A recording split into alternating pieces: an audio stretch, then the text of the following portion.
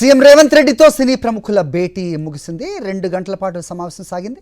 టాలీవుడ్కు ప్రభుత్వం తరపున సంపూర్ణ మద్దతు ఉంటుందన్నారు సీఎం రేవంత్ రెడ్డి. సినీ ప్రముఖులతో మరోసారి భేటీ కావాలని కూడా ప్రభుత్వం నిర్ణయించింది. బెనిఫిట్ షోస్పై తెలంగాణ ప్రభుత్వం కీలక ప్రకటన చేసింది. ఇక నుంచి బెనిఫిట్ షోలు ఉండవని తేల్చి చెప్పింది. ఈ మేరకు కీలక ప్రకటన విడుదల చేశారు. అసెంబ్లీలో చెప్పిన మాటకే కట్టుబడి ఉంటామని స్పష్టం చేశారు సీఎం రేవంత్ రెడ్డి.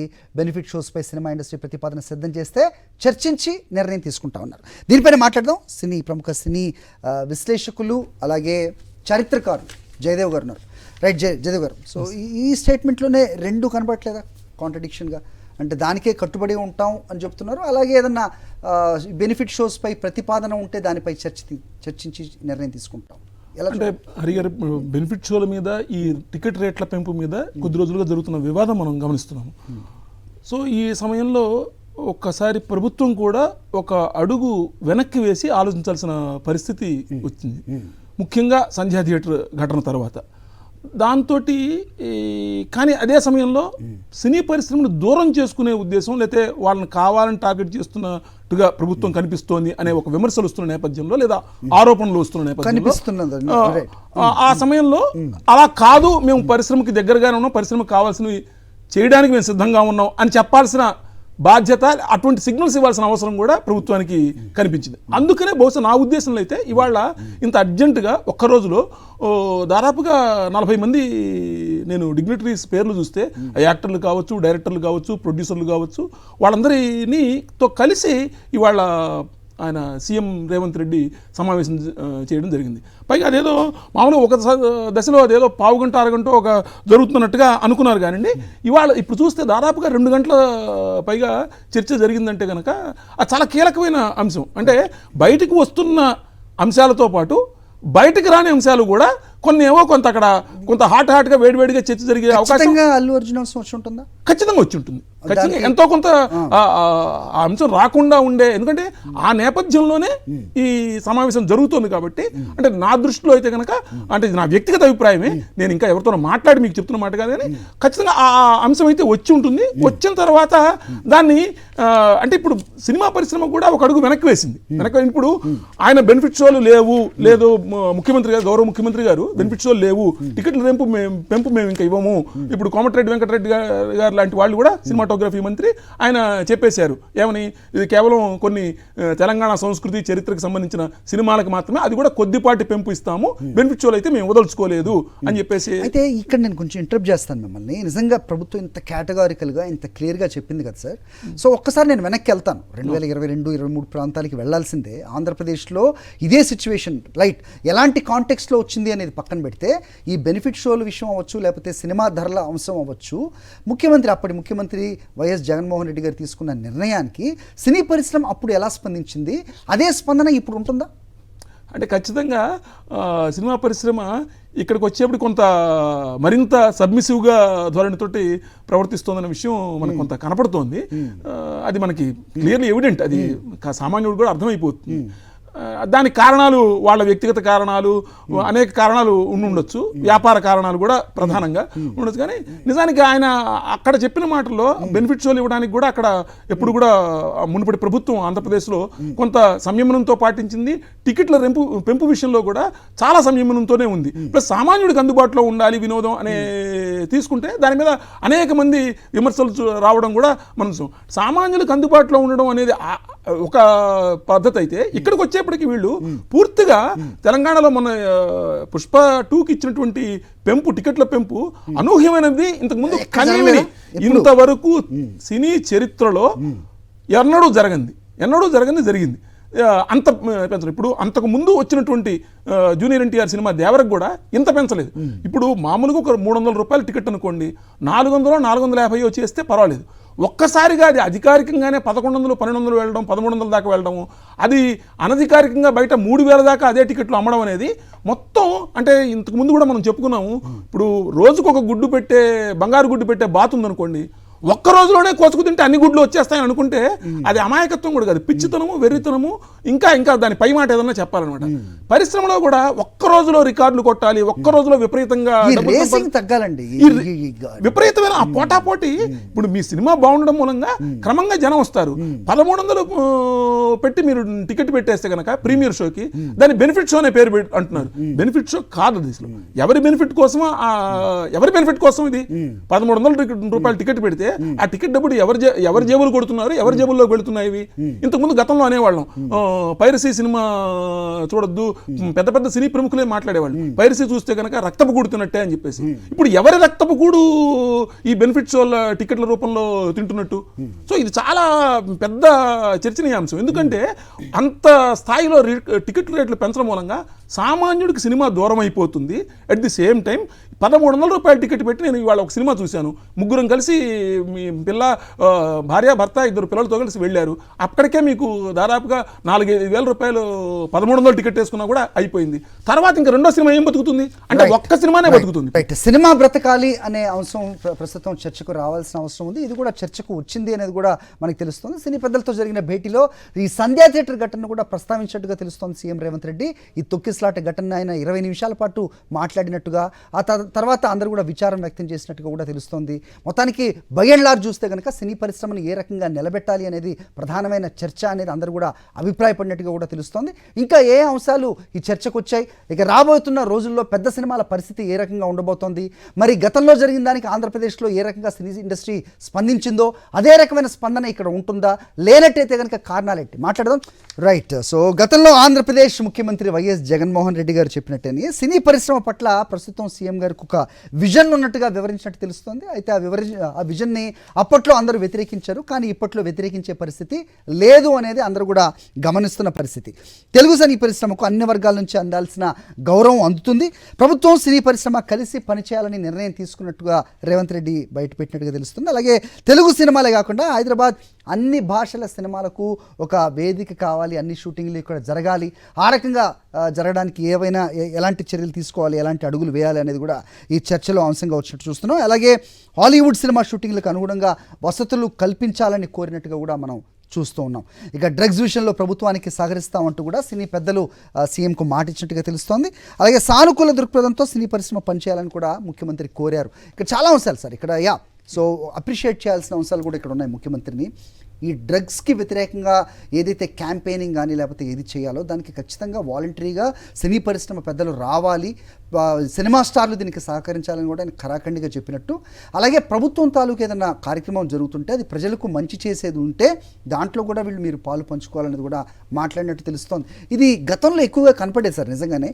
ఇప్పుడు ట్రెండ్ చూస్తే ఏ రకంగా చూడాలి అంటే హరి గారు గత కొద్ది రోజుల నుంచి ఇవాళనే కాదు, ఒక అంతకుముందు కూడా రేవంత్ రెడ్డి గారు చాలా స్పష్టంగా చెప్పారు, డ్రగ్స్ విషయంలో డ్రగ్స్ క్యాపిటల్ కింద మారిపోతుంది రాష్ట్రం కానీ, హైదరాబాద్ నగరం కానీ, అనేక ప్రాంతాలు కానీ దేశంలో మారిపోతున్న నేపథ్యంలో సినిమా వాళ్ళు, సెలబ్రిటీలు వాళ్ళు చెప్పే మాటకు కొంత విలువ ఉంటుంది కాబట్టి అభిమానులకి అందరికీ చేరాలంటే వాళ్ళ ద్వారా యాంటీ డ్రగ్ క్యాంపెయినింగ్ చేయాలనేది ఆయన మొదటి నుంచి చెప్తున్నారు. ప్రతి సినిమా రిలీజ్ ముందే అలా చేస్తేనే మీకు ప్రభుత్వం నుంచి కొంత ప్రోత్సాహకాలు ఇవన్నీ ఇస్తామనే మాట కూడా చెప్పారు.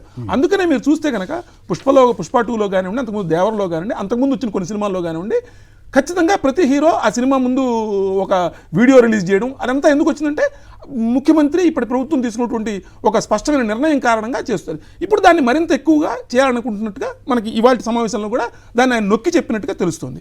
అలానే ఇంకొక విషయం, ఆయన టెంపుల్ టూరిజం, ఎకో టూరిజం కూడా ప్రోత్సహించేలాగా సినిమా పరిశ్రమను ఉపయోగించుకోవాలి. అంటే ఇక్కడ తెలంగాణలో అనేక ప్రాంతాలు సినిమా షూటింగ్కి అనుకూలమైనవి, అనువైనవి, అదే సమయంలో ఎంతో అందమైన ప్రాంతాలు, జలపాతాలు కానివ్వండి, ఇవన్నీ ఉన్నాయి కాబట్టి వీటిని కొంత సినిమాల్లో ప్రొజెక్ట్ చేయడానికి, వాటిని షూటింగ్కి అనుకూలంగా ఇవ్వడానికి మా ప్రభుత్వం ముందుకు వస్తోంది, మీరు దానికి సహకరించడం అనే విషయాన్ని ఆయన చెప్పొచ్చారు. అది కూడా మీరు చెప్పినట్టుగా చాలా మంచి విషయం.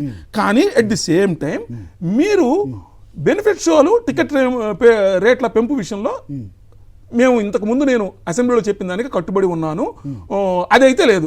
అంటే ఎక్కడైనా బావే కానీ వంగతోట కాదు బావ కాదు అనే విషయం. But having said that FDC మధ్యలో ఉంటూ ఒక ప్రత్యేక కమిటీ ఏర్పాటు చేశారు.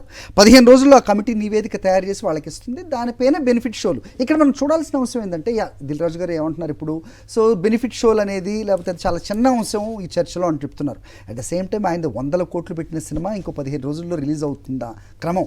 And is also big buyer, right, ఒక బిజినెస్ మ్యాన్, సినీ పరంగా ఒక పెద్ద నిర్మాత. మరి దీనిపైన నిజంగా ఏదైనా లాస్ అయ్యే అవకాశం లేకపోలేదా? అంటే ఖచ్చితంగా దానికి ఇప్పుడు అబోవ్ వెళ్ళిపోయారు ఆయన.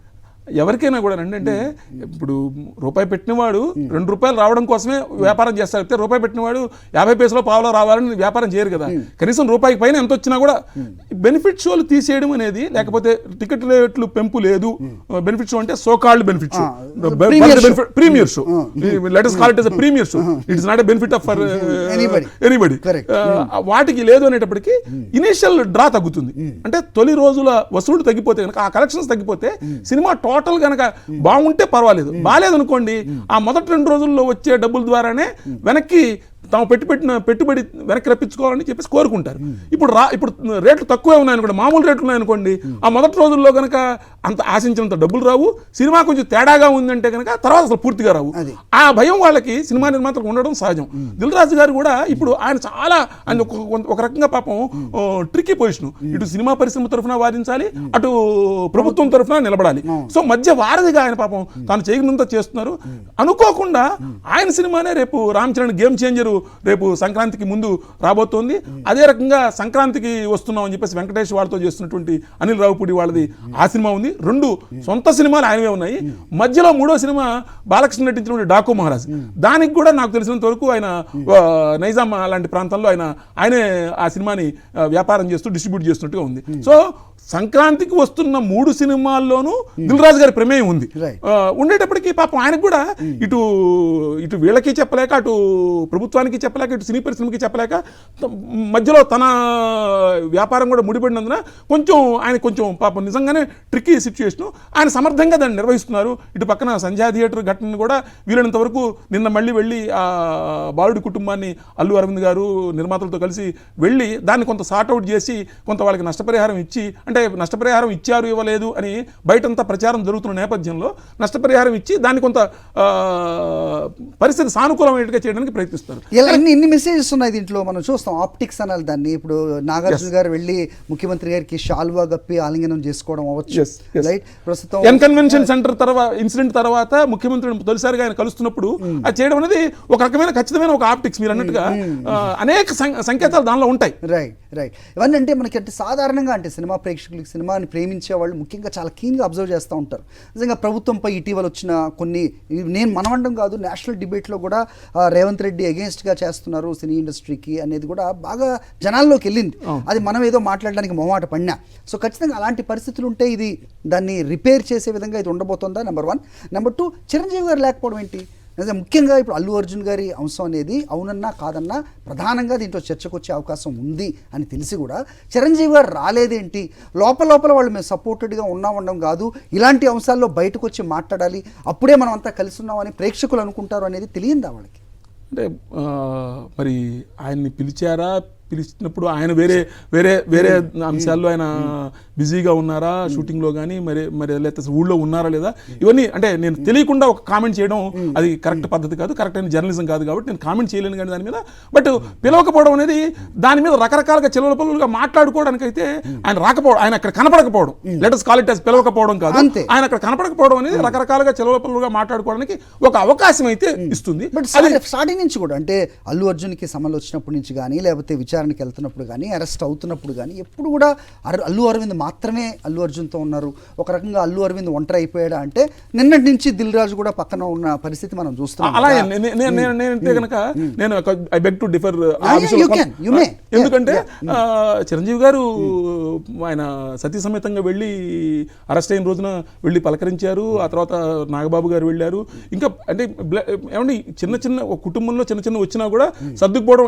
ఇన్నేళ్ల జర్నీలో సమయంలో వస్తూ ఉంటాయి, వెళుతూ ఉంటాయి. కాబట్టి పూర్తి స్థాయిలో వాళ్ళు ఎవరు పూర్తిగా ఎలూఫ్ చేసేసి ఆయన్ని దూరం పెట్టారని అనడానికి కూడా మనకు తెలియకుండా చెప్పడం అవుతుంది.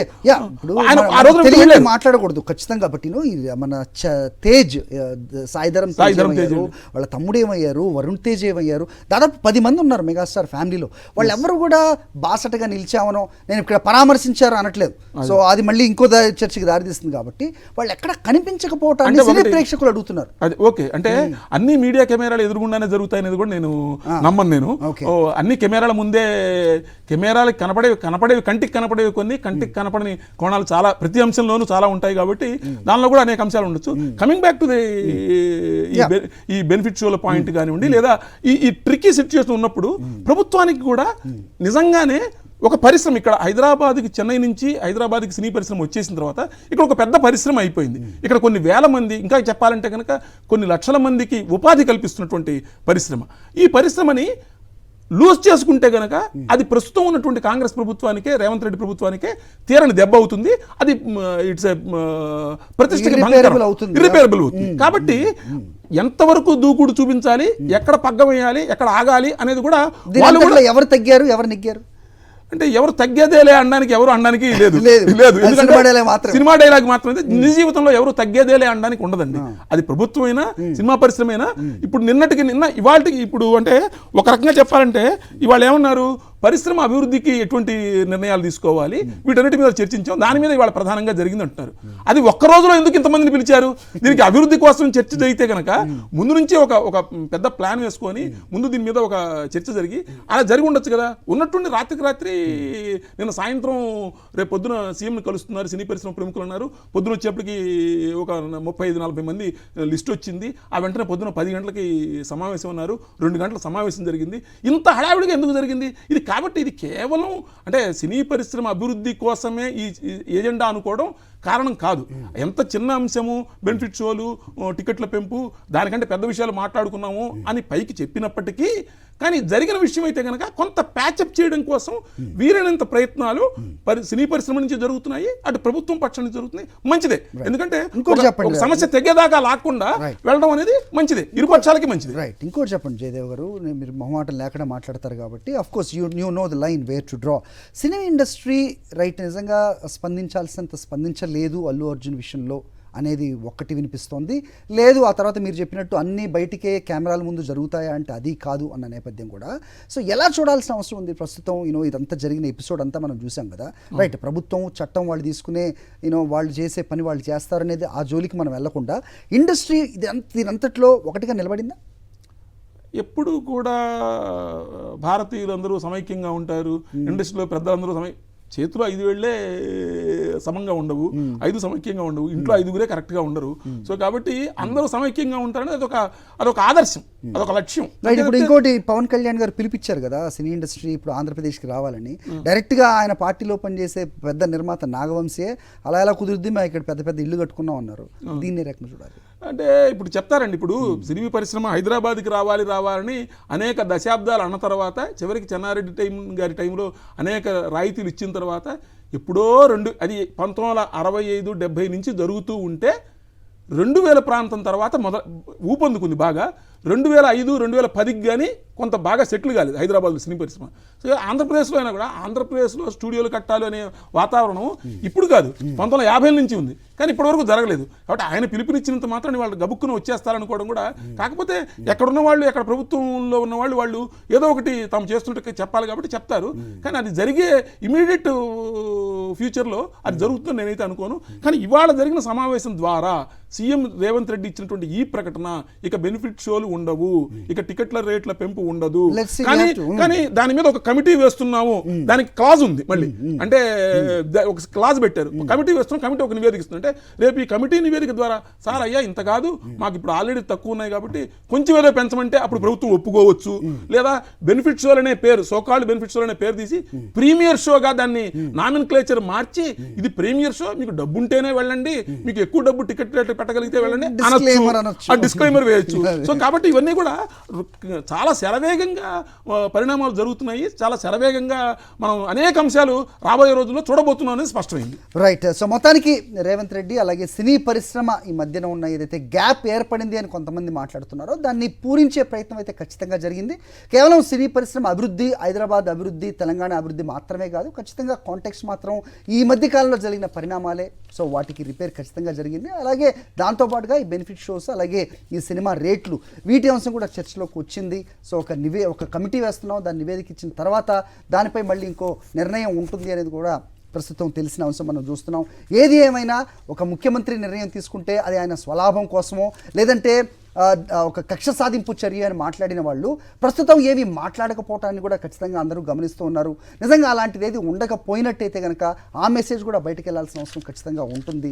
సో సినీ ఇండస్ట్రీ కూడా ఏకతాటిపై నిలబడాలి. ఖచ్చితంగా ప్రభుత్వం ఏదైతే ప్రేక్షకుల కోసం లేకపోతే ప్రజల కోసం ఏదైనా మంచి కార్యక్రమం చేస్తే వాలంటరీగా వాళ్ళు రావాల్సిన అవసరం ఉంటుంది. దాంట్లో ఒకటే ఈ డ్రగ్స్కి సంబంధించిన అంశం కూడా చాలా రోజుల నుంచి మనం మాట్లాడుతున్నాం. సో ఆ రకంగా మార్పు మనం రాబోయే రోజుల్లో చూస్తామని అయితే ఖచ్చితంగా చూడాలి. ఇక రాబోయే సంక్రాంతి పెద్ద సినిమాలకి ఎలాంటి వెసులుబాటు ఉంటుందనేది కూడా కాలంలో తెలుస్తుంది, కాలం నిర్ణయిస్తుంది. థ్యాంక్ యూ విజయదేవ్ గారు, మీ వ్యూస్ మాతో పంచుకున్నందుకు. That's all for now.